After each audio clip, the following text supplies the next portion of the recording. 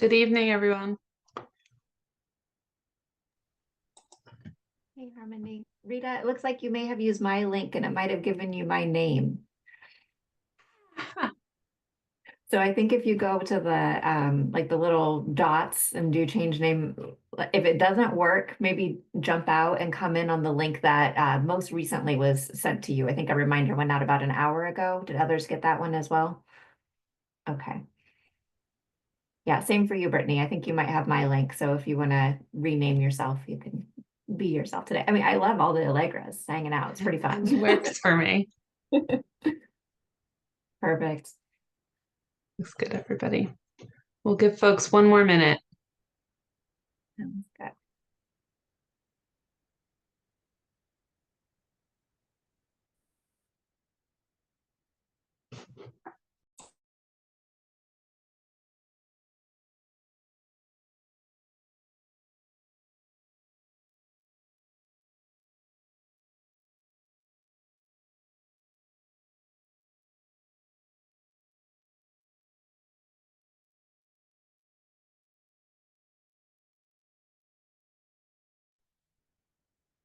Our entire board is joining from the room. Yeah, that's kind of what you were just in another meeting, right? Yes, we just had our budget committee meeting. So Everybody's got Allegra's name tonight. Allison, if you want to update your, I assume that's going to be the My president's fault. I office. put my link into the meeting invite thinking that it was just the panelist Zoom, but it might have been individual to me. So I'm glad that the name change is working. We'll get there. Okay. It looks like we're all here. Yeah. Yes. Okay. I'm going to go ahead and in the interest of time, go ahead and get started. Good evening, everyone. I will officially call to order this public hearing on April 23rd, 2025 for Mount Hood Community College's bond tax measure. Good evening. My name is Harmony Quiros. I am the chair of the Tax Supervising and Conservation Commission. Welcome, everyone, to tonight's hearing.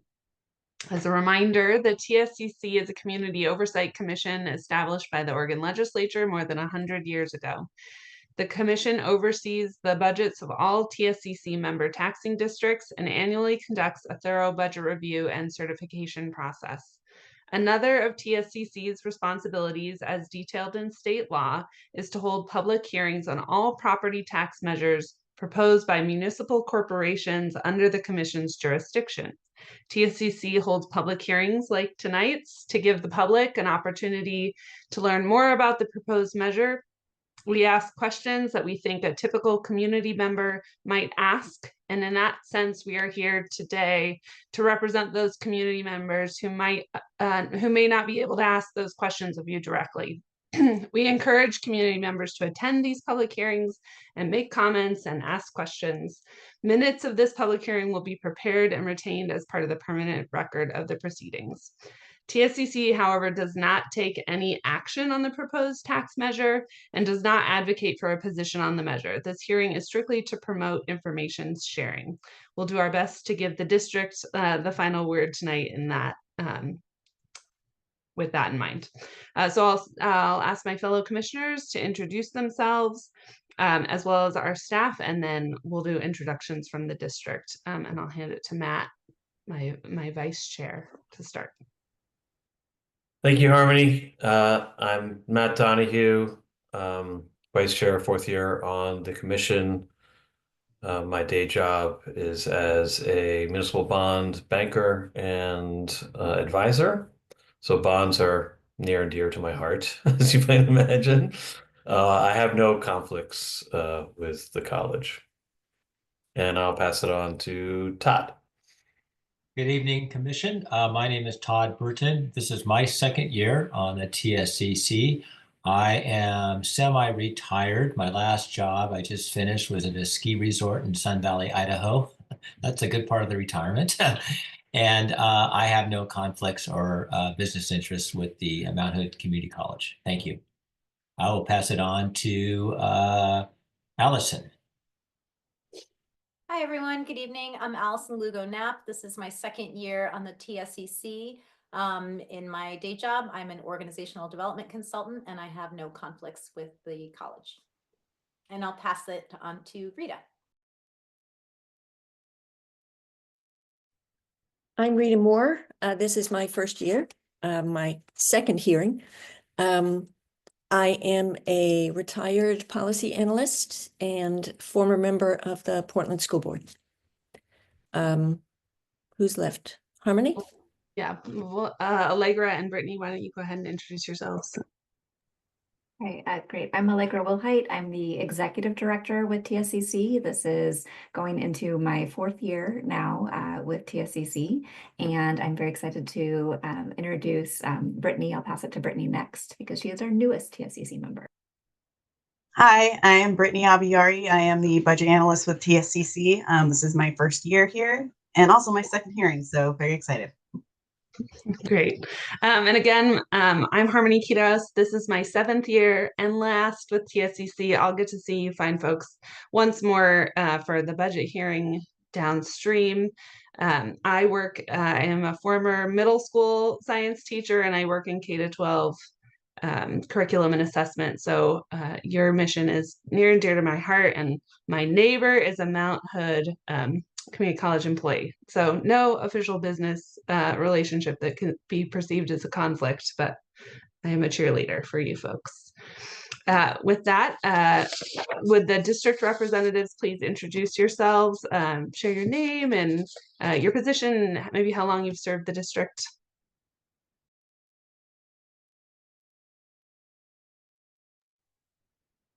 Okay, well, I'm just going to jump in because I'm here and not in the room. My name is Jennifer Dement. I am the Vice President of Finance and Administration. I have been with the district for more than 27 years.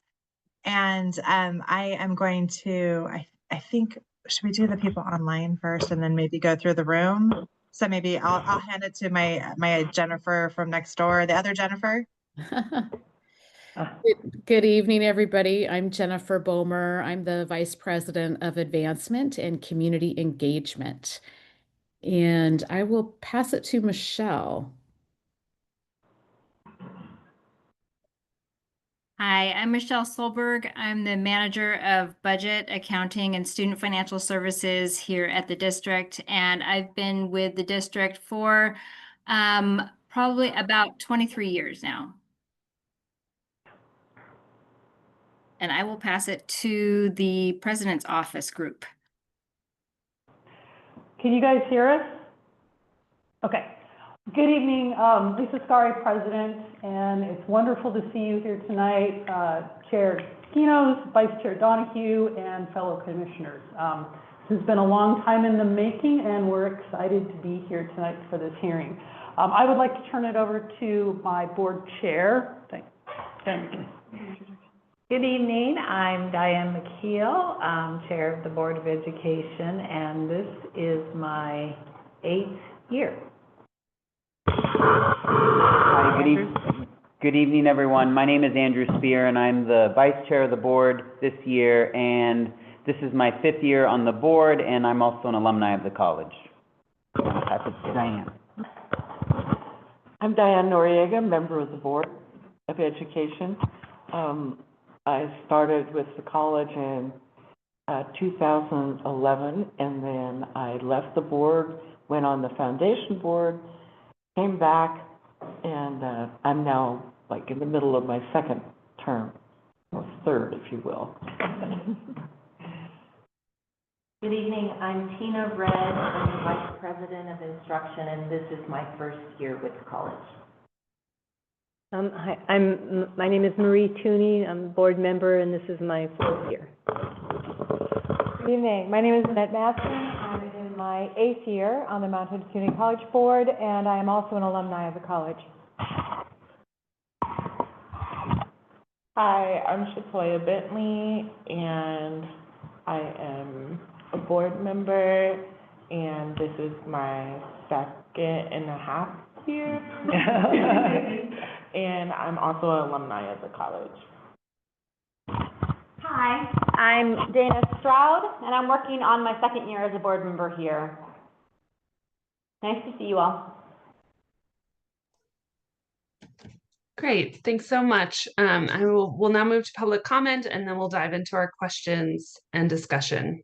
I'll call on any members of the public who would like to speak. Each person is limited to 3 minutes of public comment, and we'll let you know when you're nearing the end of your time. Allegra, do we have any members of the public signed up to testify? We have not had anyone sign up in advance, and as the chair just mentioned, please do, if you're in the audience, raise your hand. We're all keeping an eye out for if we see that. TSCC does welcome both in-person verbal testimony and written comments from the public. So we did receive a written public comment for today's hearing from Tom Bussey. The submitted comment discusses the timing and the impact of TSCC's hearings on tax levy measures and proposes several reforms on TSCC authority and scope of oversight. In the interest of time, we don't read written comment. So, but the commissioners have received the full written public comment, and it's currently available on the TSCC website and will also be included in our meeting minutes for anyone who would like to read it. Thank you for sharing, Allegra. Okay, Rita, you have our first question. Thank you. Can you tell us about your voter education efforts? What have you done so far? And which of these efforts do you feel have been most successful? How are you measuring this success? Well, I'll go ahead and jump in and answer that question. So as you may or may not know, when a community college goes forth with this kind of bond measure, we have sort of 2 rungs to our public campaign. We have an education campaign that's conducted by the college itself as public employees.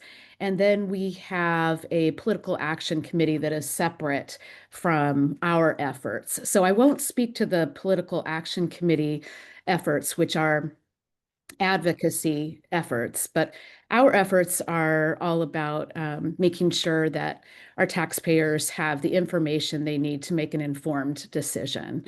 So we have engaged in lots of outreach, and that involves making sure that we talk about the impact of Mount Hood Community College and the 4 prongs of this bond measure.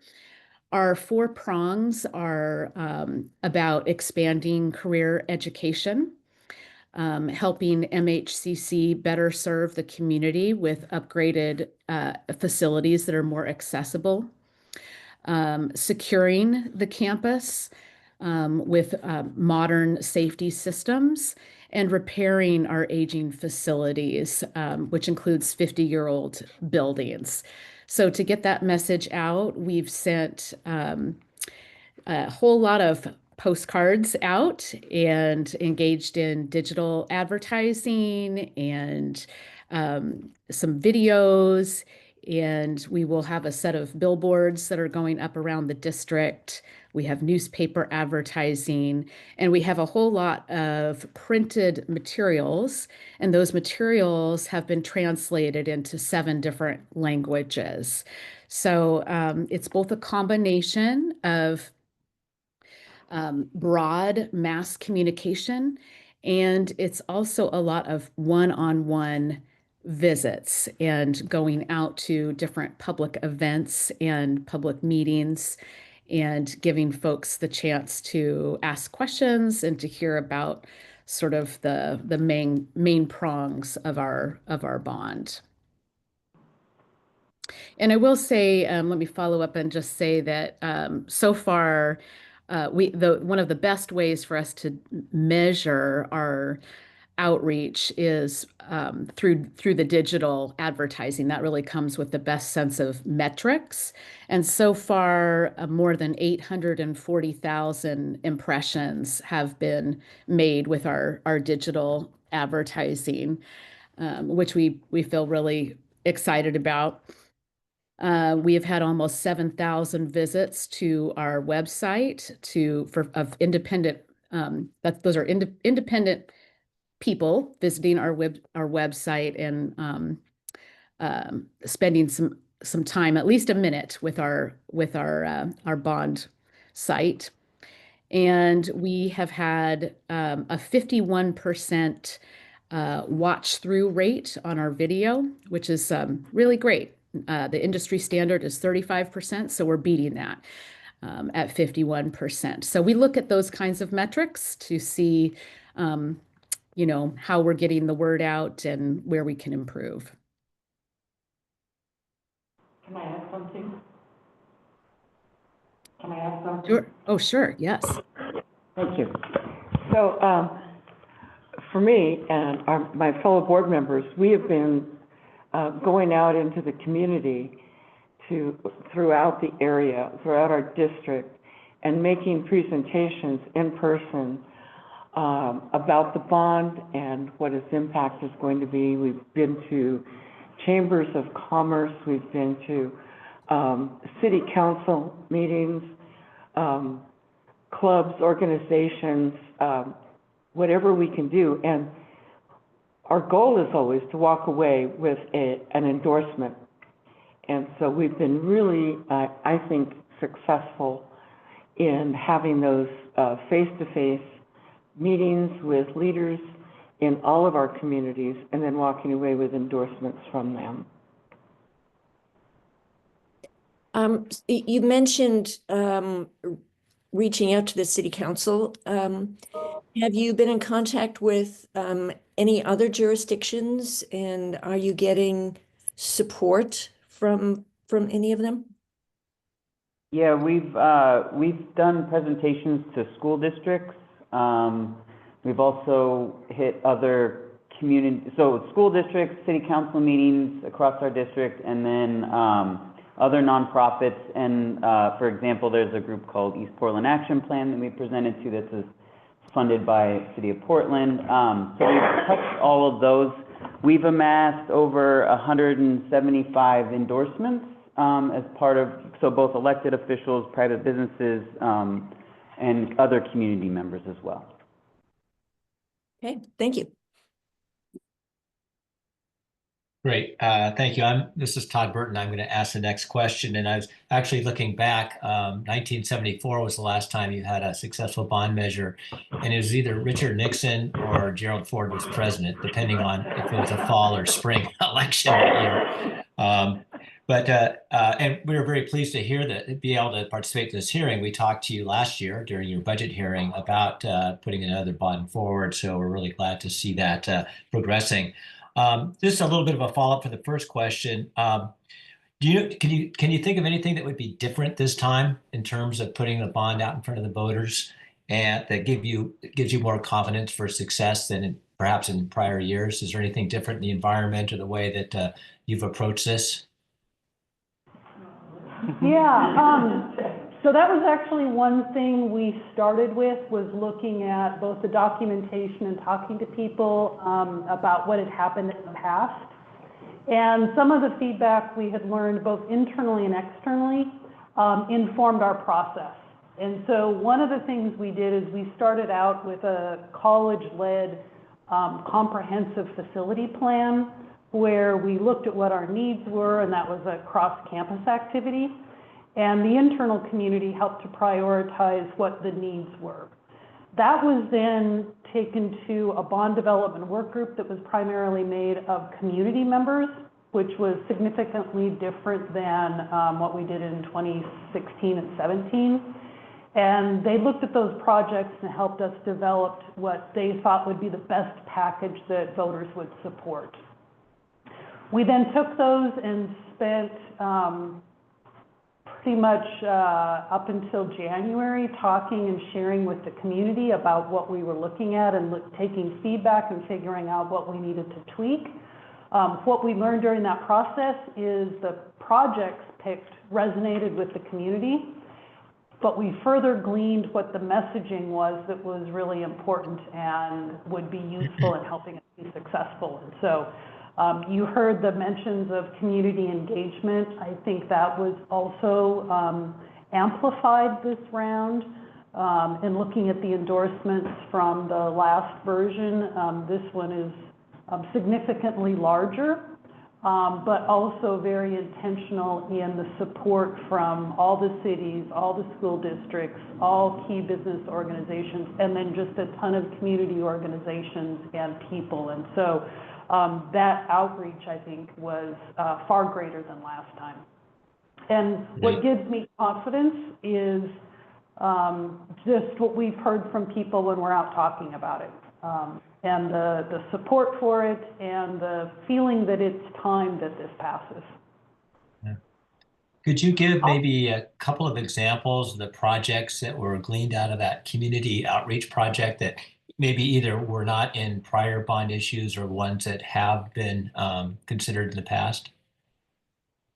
What really engaged the community? Yeah, a key thing of this proposal is we're not building any new buildings. We're actually taking our existing infrastructure and upgrading, maintaining and repairing it. And so that was different also from past campaigns. And so it's hard to compare because the last ones were all new buildings. And so this is about taking what we have. It's an essentials package, we like to say. But to give you an example, one of the key components is we're looking at creating a multidisciplinary healthcare lab so that all of our healthcare professions actually have a learning lab that they can work in simultaneously and get that experience that they would have out in the real working world. Another point is this one's significantly less money, right? It's 6 cents less per 1,000 of assessed value. So the price point for the taxpayers is lower than previous bond efforts. Great. Thank you.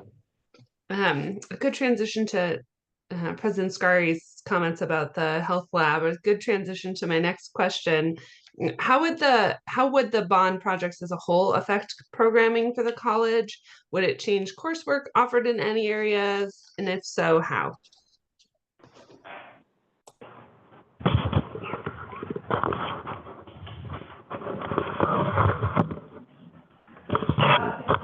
Passing the mic. Thank you. In the short term, coursework, as in curriculum, would not change. There is a year-long process to make curriculum and program changes. Instead, bond-funded projects would immediately improve and enhance the learning experience for students in a number of ways. Specifically, science labs. Our chemistry labs have not been updated since the 2010s. Our biology labs are structurally unchanged since the 1970s. There are no podiums and there are insufficient outlets for laptops and other student devices.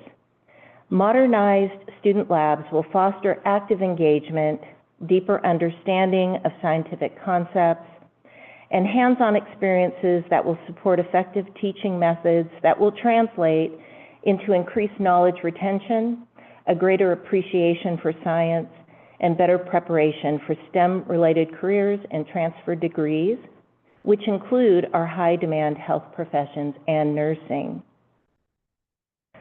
Moving the nursing program to the main campus will positively impact nursing students by improving access to resources, such as the library, creating a cohesive health professions microcosm for shared experiences and ideas, and increase visibility for the program, attracting more applicants to this high-demand career. The move would also give our nursing students access to advanced skills laboratories and high-fidelity simulation equipment. Bond funding would include meeting industry standards in other health programs, such as surgical technology and physical therapy as well. Simulation upgrades would provide experience with advanced simulation and robotics. In the arts and athletics, upgrades would improve security and accessibility. Students and community members gravitate to these areas, and bond funds will allow for growth in class offerings and community engagement. In athletics, we will ensure Title IX compliance, and in the arts, HVAC improvements will not only extend the life of those buildings, but will create an appropriate environment for the many media and training techniques faculty use to train art students. Initially, all facilities improvements would increase morale and improve learning environments across the board. These projects would move the imaginations of faculty from creatively working to overcome facility shortcomings, to constructively updating programs and curriculum to align with practices that require modernized facilities and equipment to better serve our community and prepare our students for the careers of the future. Thank you. Allison, you have the next question. Thank you. My question is, we understand the college has a number of projects that are ready to go. What is the timeline for the work to be done by the bond, and which projects would you complete first, and when would you expect them to be done? Well, we are very eager to begin these projects. What we have on deck and ready to go is our pool enclosure project. So that's kind of been staged, and also various security upgrades. So we've already been doing the research and figuring out like what systems we need. So that's also ready to go. If bidding on the pool project goes well, the pool enclosure could be done as soon as winter of 2026. So a little over a year from now, which is, so it's a big construction project, but that one would be our first to complete. Other projects that we have, we'll need a lot more input from students, employees, and industry partners, so we can finalize designs. They're really high level concepts. And then the plan is to do all of the infrastructure updates alongside with ongoing like upgrades to the building so that we're minimizing disruption and doing everything to one space at one time.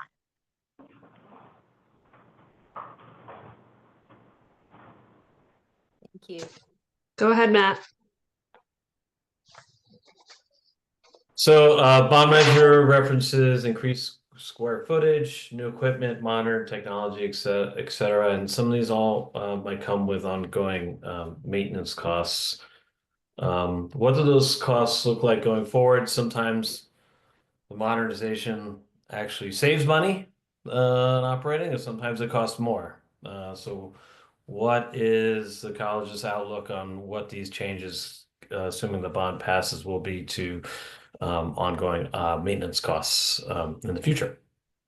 Sure. So the bond proposal, as mentioned before, and we keep saying this too, that we're not building any new buildings and we're not adding any square footage. We're going to work with the space that we have and bring it into this century. So improved spaces will still require regular maintenance, but the aim is to prevent these costly critical failures that we have.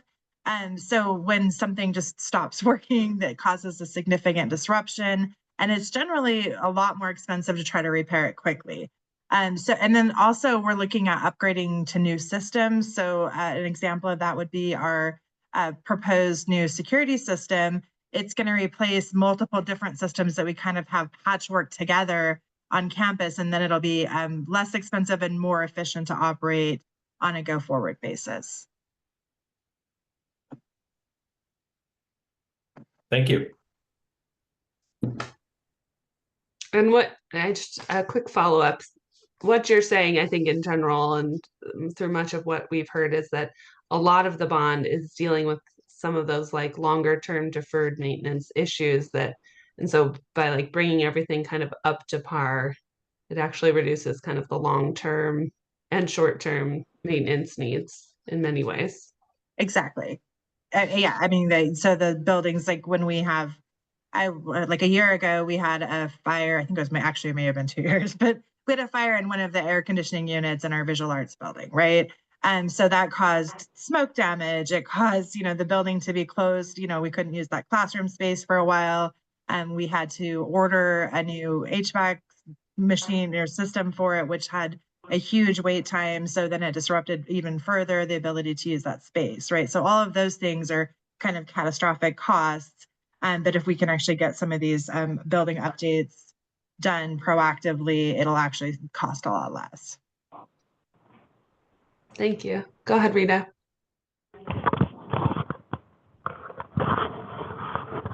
You're on mute. Sorry.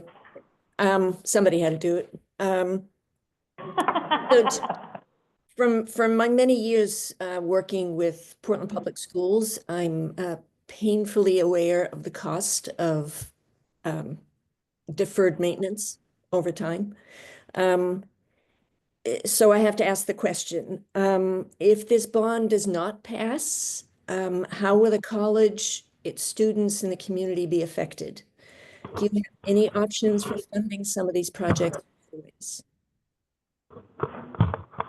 So I'm going to try to keep it positive. I have, as I mentioned before, been here a long time and done a lot of bond things, and we have not had a successful bond initiative in my lifetime. But when we did our comprehensive facility plan, we went into that project with the idea that we didn't want to have to pass a bond to do any of this, right? Because in the past, we had all these, a campus master plan that had these big fancy buildings, but like we wouldn't be able to do any of it if we didn't have a bond. So when we built this comprehensive plan for our facility, we made sure that there were things in there that could be scaled up. So maybe we can't do all of the new student activity centers, but we could do part of them with the funding that we have available. Now we have recently been allocating only about $400,000 annually for facilities capital projects. So updates without a bond investment would progress much more slowly, as well as balancing that out with deferred maintenance and some of the other aforementioned catastrophic events.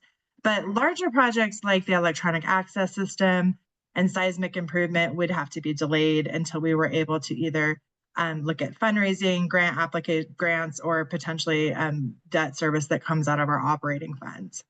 We have applied for $8 million in capital construction funds from the Oregon legislature, and that project is for classroom and lab upgrades. So the idea was we pass the bond, we can do even more with that $8 million. Those funds do require a cash match from the college. So without the bond, we're going to have to find a way to come up with that $8 million. It can be done. We did it last biennium, and we were able to utilize the $8 million from the state and bundle together some ARPA funds, some other grant funding, some pandemic revenue sources that we had to be able to leverage that. So that is something that's kind of on the horizon there, but we do have to come up with a match for it. What kind of impact would it have on the students if you were not able to do all of these upgrades and bringing the college into the 21st century?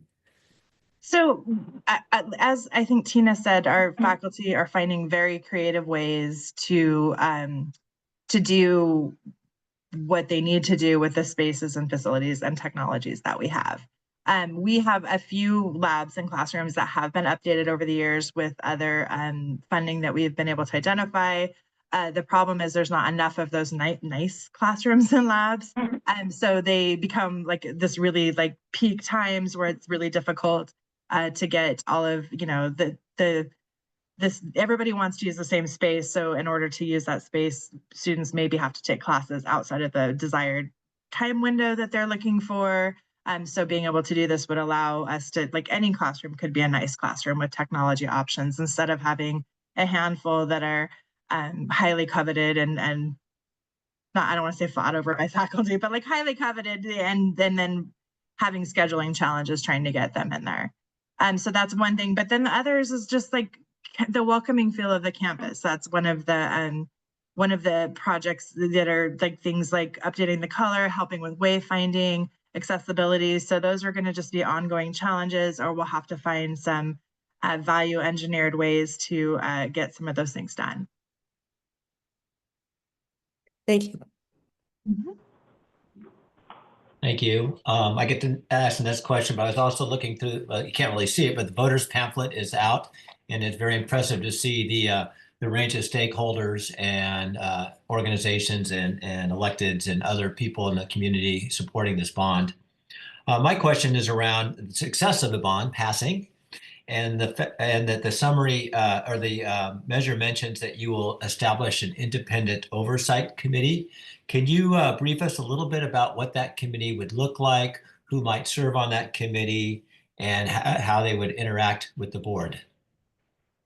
So again, no experience with passing a bond, but we have been looking at best practices and advice from some of our sister institutions, regarding bond implementation, which also includes the oversight committee. So some of the other community colleges have done things differently.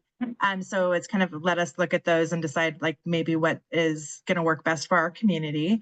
The purpose of the committee would be to ensure transparency and accountability in how we use the bond funds. Thinking as far as membership, having members from the community, industry members, so like people that are specific to some of the areas that are being improved, student participation, and then also staff participation will be really important. Also holding those meetings open to the public, so if people aren't on the committee, they can still participate, watch the committee, and hear the update. Having those committee meetings at least twice a year, I think, is important. And then making sure that each committee is producing a summary report that would go back to the board and be presented to the board.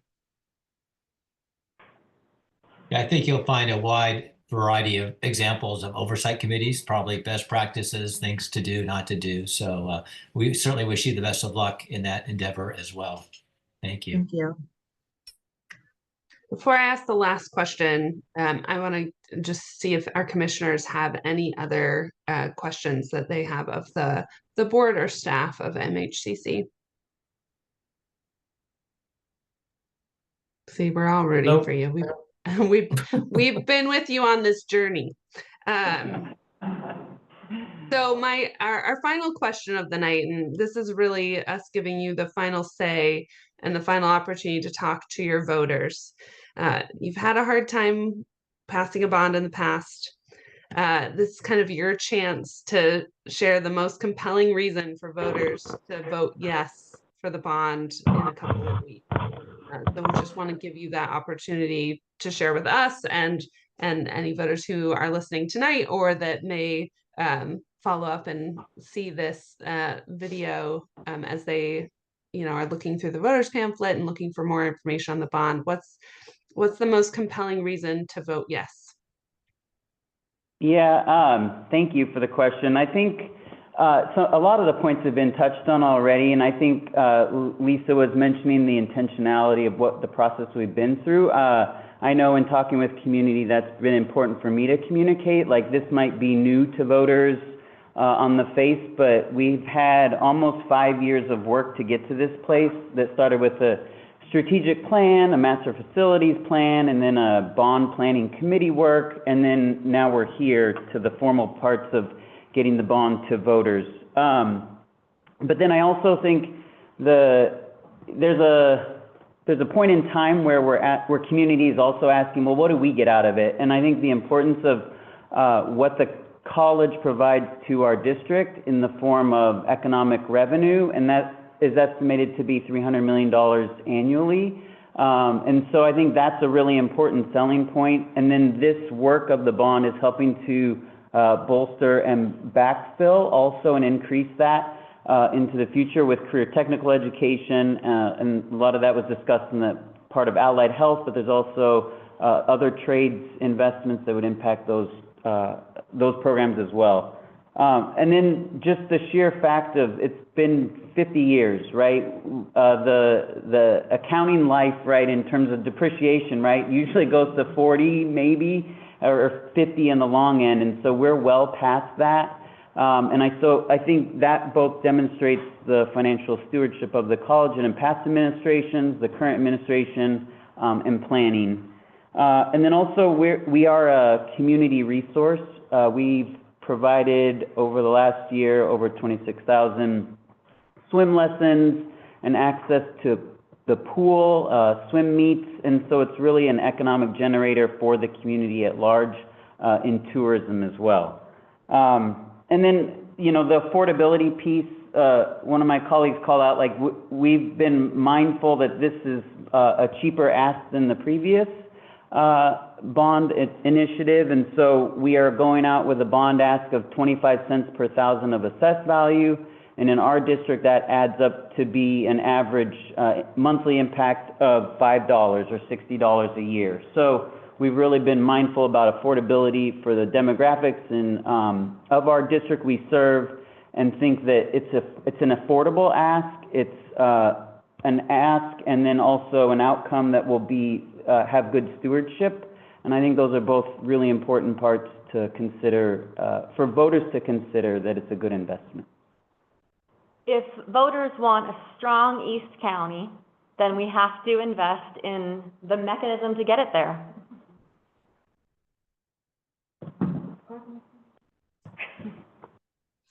Well, that is the end of our questions. We really appreciate you spending the time with us tonight to talk to us, but also to talk to your voters, to share the important details around this bond measure. And we really do wish you the best of luck. We hope that when we come back to you later this budget season, we are hearing good news on your behalf as we look at as we have our budget hearing. Go ahead, Todd. Just one quick question. I think the Mount Hood Jazz Fest is this weekend. Is that correct? The jazz coming out of Mount Hood Community College is beyond. I don't know if anybody else is familiar, but it's fantastic. It's been but will you have just out of curiosity, will you have a presence there regarding this bond issue as well? Yes. Oh, yeah. Okay. Yeah, so my second volunteer job is to be co-chair of the PAC. We have a lot of tabling events and we will be there as well. Great. It's a fantastic event. All right. Well, thanks again, everyone, for sharing your time with us this evening. We'll see you in about 6 weeks, Allegra? Is that roughly somewhere around there in the midst of budget season? So best of luck. Have a great night, everyone. Thank you. Thank you. Thank you.